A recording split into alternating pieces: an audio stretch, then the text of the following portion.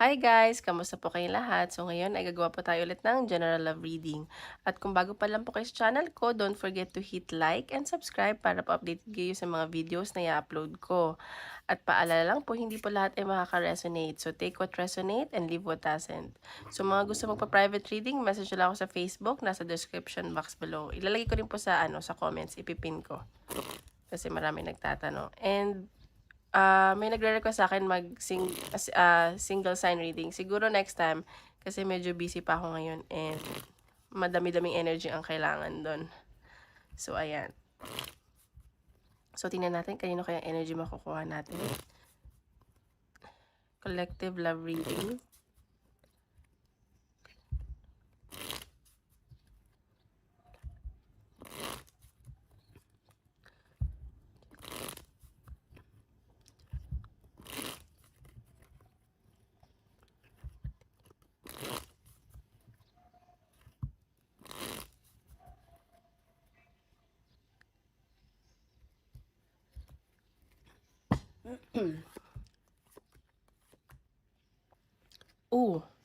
Okay. Sa nakikita ko dito, may nag-iisip sa'yo. Siguro past person to.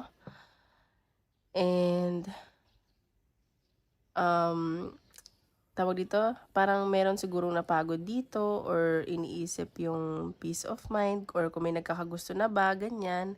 At may nakikita ako na success at bagong taong paparating sa'yo at bigla ang travel. Ayan o. Parang ex mo na to. Ang nasa sense ko.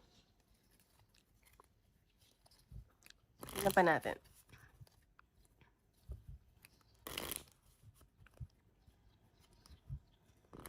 O iniisip mo na baka may bago na yung ex mo, ganyan. Or paano kung siguro iniisip na ex mo na paano kung nagkapamilya kayo, nagkaanak kayo, ganun. Or gusto kang, gawin pamilya ng ex mo.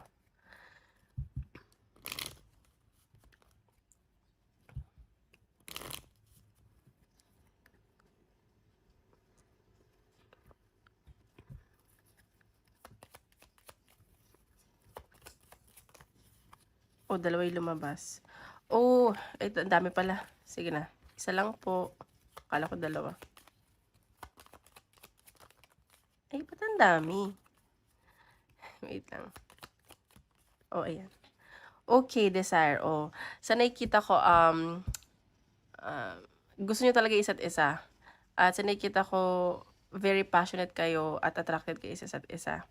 As in, yung connection nyo, grabe. Like, alam mo yun, sobrang intense, very passionate. Alam mo yun? At nakikita ko, parang, meron dito minamanifest mo or siya. Ayan. Pero may mga challenges na sa connection nyo.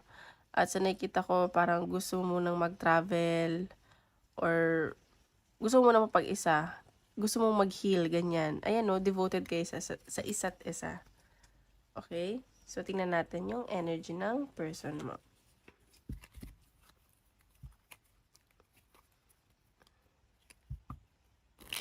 Oops. Energy ng person. Oops.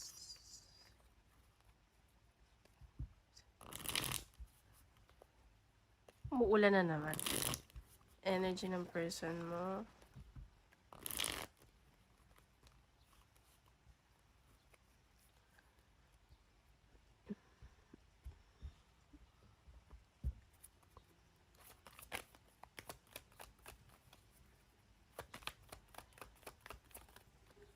Okay, Ten of Pentacles. So ayan, sorry guys.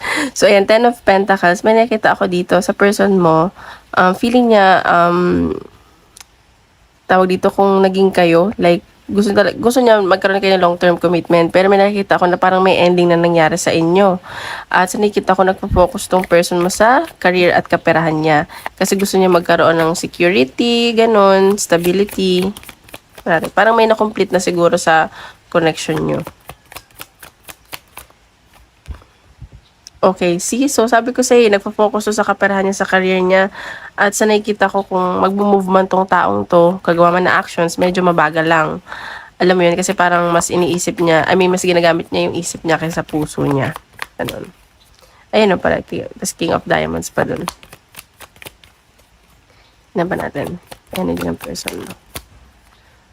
Ayun na, puro pentacle. So, ayan. So, nakikita ko na may goal kasi tong person mo. At so, nakikita ko may abundance na paparating sa kanya. Ganyan. Parang focus talaga sa kaperahan. Puro pentacles, so. Ayan, o. So, nagko-contemplate tong person mo. Gusto niya mag-isa lang siya. Siguro wala siya masyadong kaibigan. Wala siya nakakausap. So, nakikita ko lagi lang to nag-iisa. Parang wala siyang kaibigan. Ganun. So, tingnan pa natin.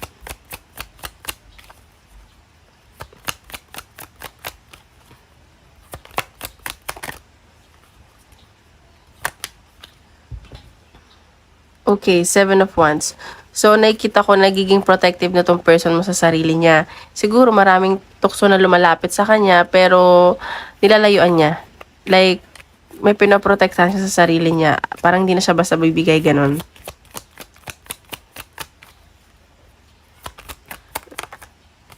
Okay, 3 of Wands. So, nakikita ko na baka itong trabaho ng person mo, traveling, nagta-travel siya, or nasa travel siya ngayon, at may iniintay din siyang travel, ganun. Kaya siguro nagiging ano siya, maraming tukso. Kasi diba sa pag nagta-travel ka, like maraming tuksong lalapit sa'yo.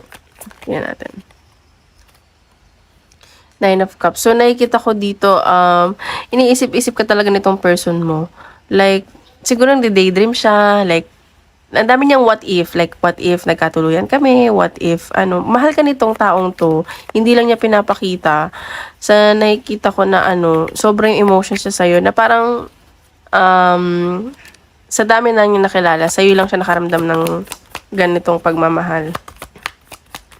Parang may mga pinapangarap siya dito, mga imagine, ganyan. Ayan, sa nakikita ko na loyal to sa yung person mo. Kung ex mo man to, nakikita ko na loyal pa rin siya sa, alam mo yung ano, kahit nagkaroon na siya ng jowa, as in, parang special ka, gano'n yung nakikita ko. Kahit, ayun, kahit busy siya sa trabaho, nagta-travel siya, nasa iyo pa rin yung loyalty niya. Siguro kung mag-asawa man to, nakikita ko na ano, tawag dito, parang ikaw pa rin yung, alam mo yung greatest love, gano'n. So, tingnan pa natin.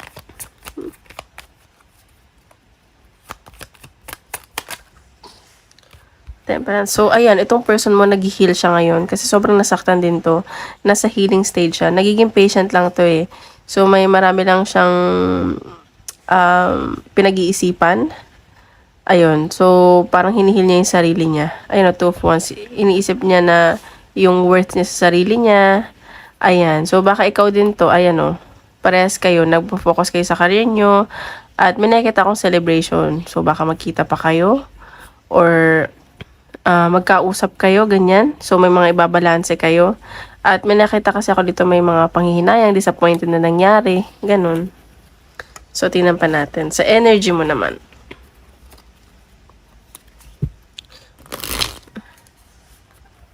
Energy mo.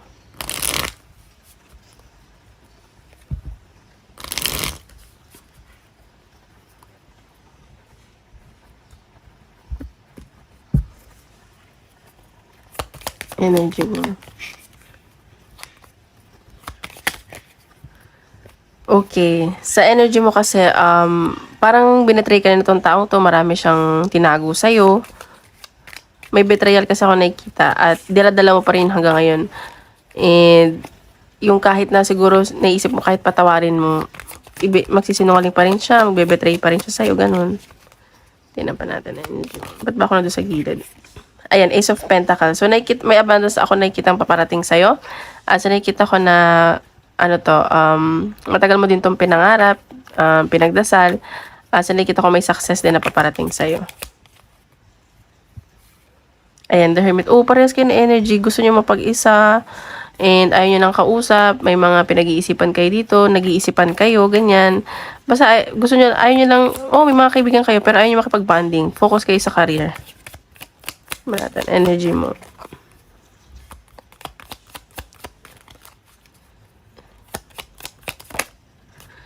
Oh my God. Gusto mo na kayo pa rin magkatuluyan. Nasa-sense ko dito, kung ex mo man to, mahal nyo pa isa't isa. Nag-i-imaginean pa kayong dalawa. Nag-iisipan kayo, ganun. Natin.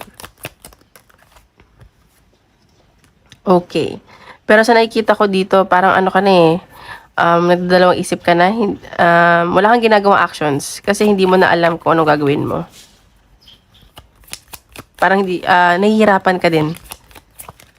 Parang hindi mo alam kung mag-hold on ka pa, ganyan. Or pipiglas ka na ba, ganyan. Eight of Pentacles. So, ikaw, willing kang i-workout to. Pero gusto mo, may makita kang actions from him. Tsaka hindi ganun kadali. At magpo-focus ka sa kaperahan mo. Sa trabaho mo. Queen of Wands. So, ayan. So, itong person mo, he or she finds you attractive and very charming. Alam mo yun, attracted ka sa'yo. Queen of Swords. Pero this time, mas ginagamit mo na yung utak mo, nagpapakatalino ka na. Alam mo yun, kasi hindi naman madali mga pinagdaanan mo dito. Ayan, so marami ka kasing choice, marami ka rin choices, marami kang manliligaw, marami nagkakagusto sa'yo, and, or ano to, marami kang responsibility, marami kang iniisip. Parang there's so much lots on your plate. Ayan. So, Page of Cups. May nakita akong offer na paparating sa'yo. Baka may travel na paparating sa'yo. Ayan. And, siguro hindi ka okay financially. May mga conflict. Pero, ayan. So, may mga offer na paparating sa'yo. So, tingnan pa natin. Wait lang. Ay, sorry.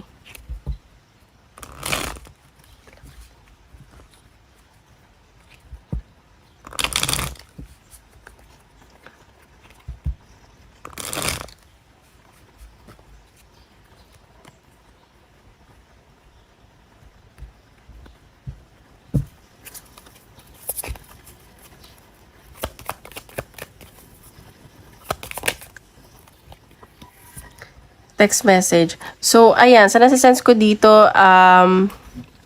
may mga, siguro itong ex mo or ikaw, may mga gusto kayong i-text pero hindi nyo ma-send-send. Yung parang isipin, text ko ba to o hindi? Or baka mag-text ko sa'yo pero i-unsend niya. Ganun. Tingnan pa natin.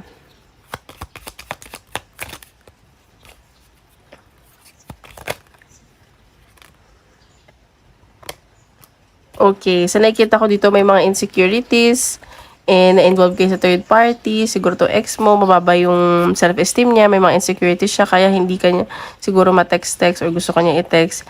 At meron talagang third party, na-involve kayo sa third party din. So ingat ka lang kasi baka may mga akala yung kakatiwalaan mo, kaaway mo pala. At may nakita kong proposal na paparating sa'yo. Ayan, so no second chances. Baka hindi mo nabibigyan to ng chance kasi player tong ex mo. Ayan, pero may nakita naman ako reconciliation. Ayan, may gusto naman makipag-reconcile. So, tingnan pa natin.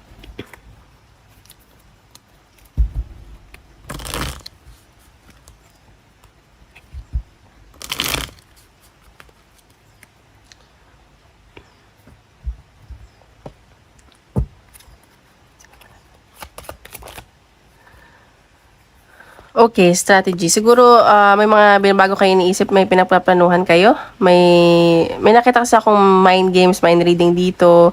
Baka yung ex mo nag-iisip siya ng strategy, paano ka makakausap. Latag pa natin, tingnan natin.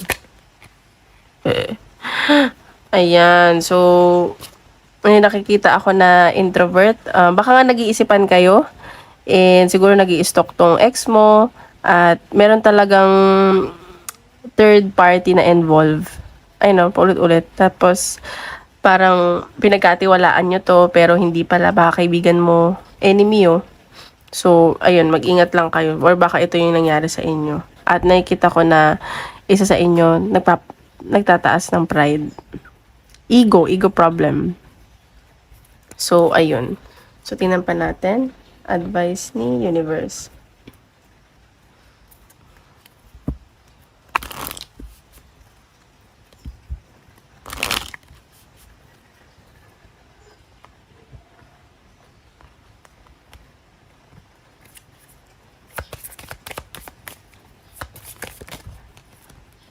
Okay, you never needed those wings to fly.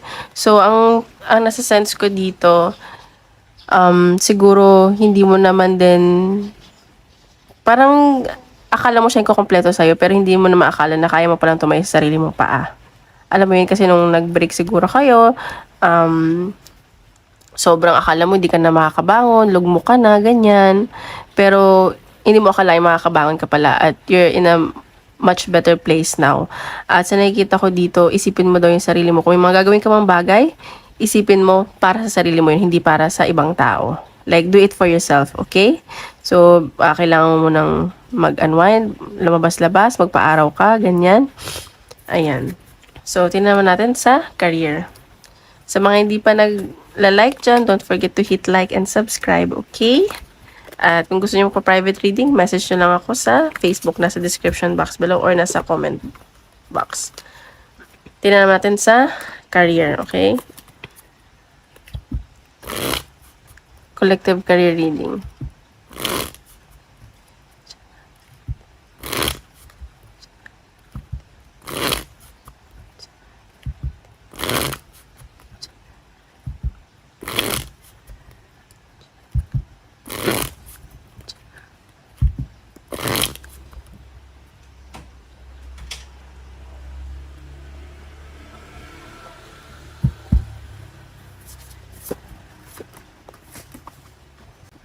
Okay, sa career mo, wow. Okay, may nakita akong pag-travel sa'yo at biglaan to. At nakikita ko na magiging okay daw yung kaperahan mo. Ayan, so, ang sinasabi dito na kung magta-travel ka or bagong trabaho to, you should, baka kasi hindi ka masyadong magsalita doon. So, ano ka lang, kailangan mong, ano ba to, magkaroon ng boundary sa sarili mo. May mga makikilala ka doon. Ayan. And ingat ka lang, baka may mga taong mainggit sa'yo doon, magselos, ganyan. Ayan, no. So, baka mapagod ka dito. So, ayan. So, tingnan pa natin sa career. May pag-travel. May mga ayusin ka sigurong ano.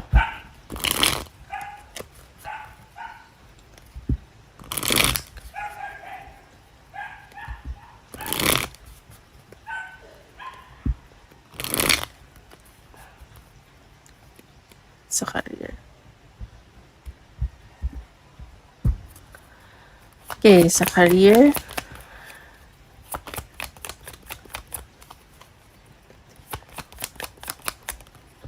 Okay, ayan. So, may nakikita akong success and mabilisan lang to.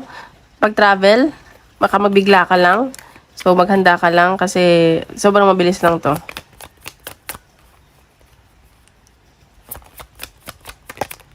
Ayan. So, new beginning to nakikita ko para sa career mo. Kung dati, medyo hindi ka okay sa dati mong trabaho, may new beginning na paparating. Or kung nandiyan ka pa rin naman, parang may mangyayari na new beginning, ganun. Ayan o, nag-aantay ka lang. May pag-travel talaga. May pag-aantay ako nakikita.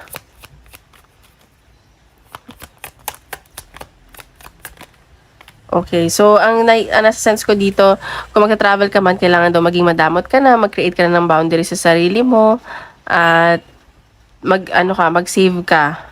Yun nasa sense ko. Ayan. So, ayan. So, may nakita kasi akong ending na nangyari sa career mo.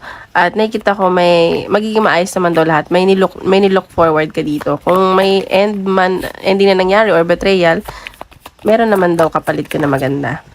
Ayan. So, baka may makilala ka doon at mag-offer siya sa'yo. Alam mo yun, Knight of Cups pa lang to, so medyo bago. Ayan, baka alokin ka, ayan. I-date ka, ganun. Bagong tao. May makilala kang bago. Ayan pa natin. Ay, wow. Okay, yun yung mga lumabas. So, ayan, Knight of Pentacles. The full new beginning. So, ayan. So, nakikita ko dito baka dalawang tao yung makilala mo or may new beginning talaga. So, baka dun mo na ma-meet yung magiging pamilya mo or gagawin mo to para sa pamilya mo or magkakapamilya ka na, ganyan. May new beginning talaga. Ayan, no? Knight of Pentacles. May mga offer sa'yo. So, may mga kailangan ka nang i-let go dito. sa mga nangyari from the past. Ayun, may relocation. So, tingnan pa natin. Sa career.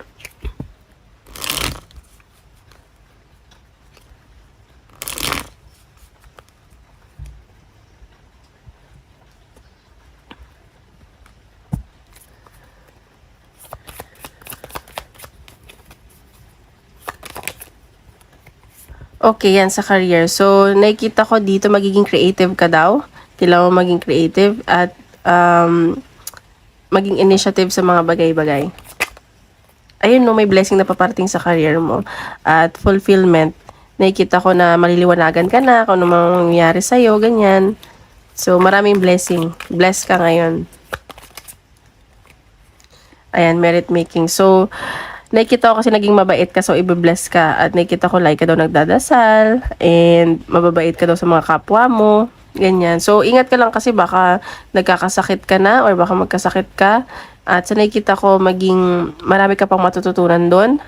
At siguro magti-training ka or ikaw yung magtuturo, ganyan. So, ingat ka lang kasi baka mabully ka, ganyan. Pero may swerte talagang paparating sa'yo. Ayun, success, oh. Nakakatuwa naman. So, magdasal ka lang daw lagi. Okay? So, tingnan natin advice from the universe.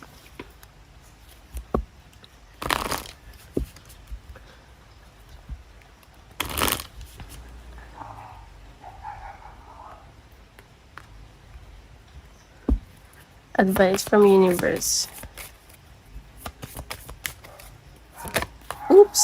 Okay, dalawa yung miracles. Expect the wonders to emerge. So, ayan, sorry guys, may mga miracle na paparating sa'yo. So, mag-aalay na daw yung stars mo, at parang mabibigla ka lang dito. Ayun, no, rainbow blessings. Blessings are showering your life. So, may mga paparating na blessings, abundance pa sa buhay mo. So, ayan, nakakatuwa naman yung reading. Sobrang ganda. So, mag-focus ka lang daw kung ano dapat mong gawin, okay? So, wag kang madidistract.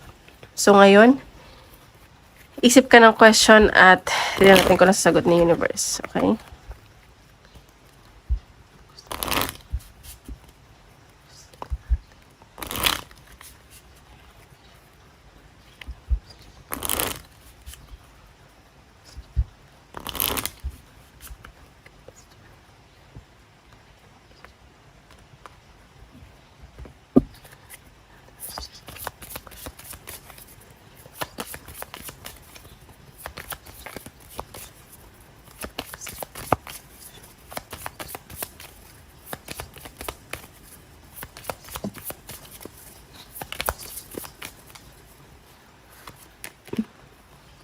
So, ayan, unlikely daw. So, the situation will improve. You just have to wait and trust the universe if you believe. Ayan, so wag ka daw mag-alala. So, sa ngayon, unlikely pa. So, ayun po. Maraming salamat.